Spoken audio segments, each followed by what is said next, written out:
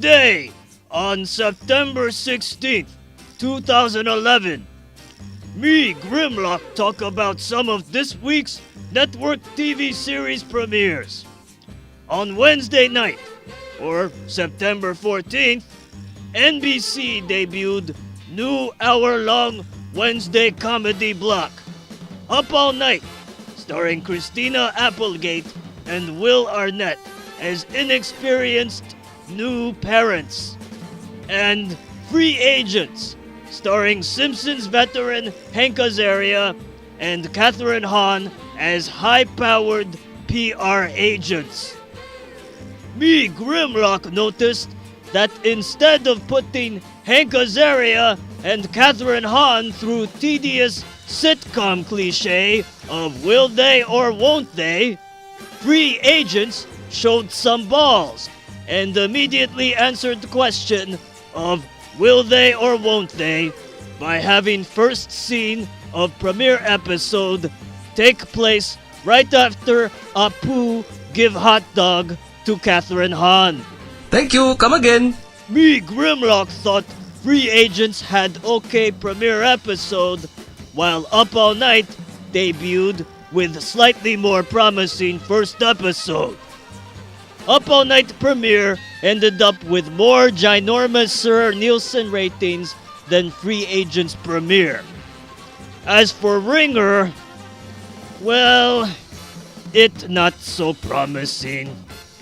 On CW Network, or as me Grimlock like to call that network, WC, Ringer premiered Tuesday night, or September 13th. It new soap opera starring Sarah Michelle Gellar in dual role of identical twins. Hey, WC Network, do you not know 30-something Sarah Michelle Gellar, now too old to be star of WC show? What happened to WC Network rule that any star of WC show who over 30 years old must be subjected to death and extermination?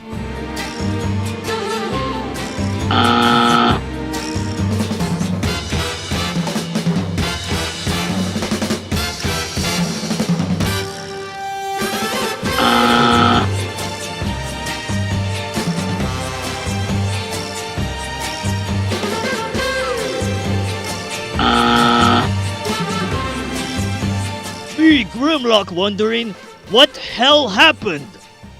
You started relaxing network rule about lead actors who older than 30 CW network executives?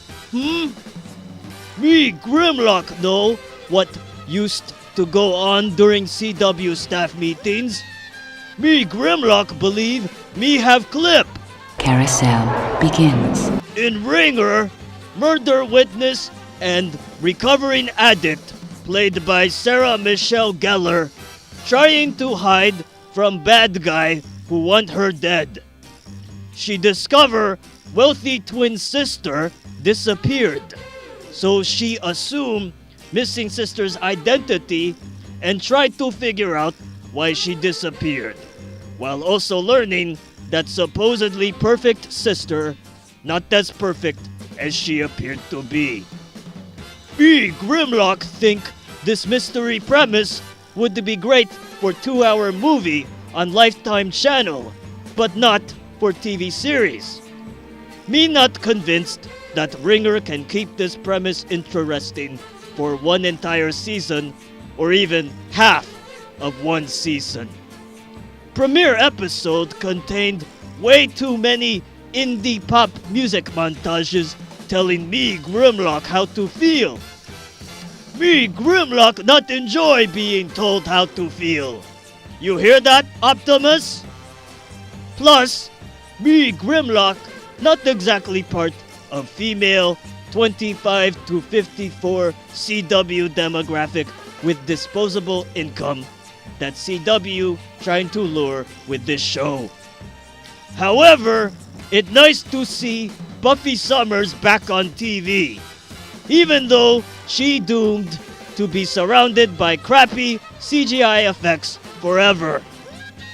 me Grimlock saw low-budget Buffy Vampire Slayer level green screen effects during boat ride sequence in Ringer Premiere, and then me thought, this green screen effects make CGI tidal wave surfing scene in Die Another Day look like ILM. That's all for this second episode of me Grimlock vlogging about TV. Me Grimlock be back for episode 3 when you hear CW network executives say, Enter the carousel. This is the time of renewal.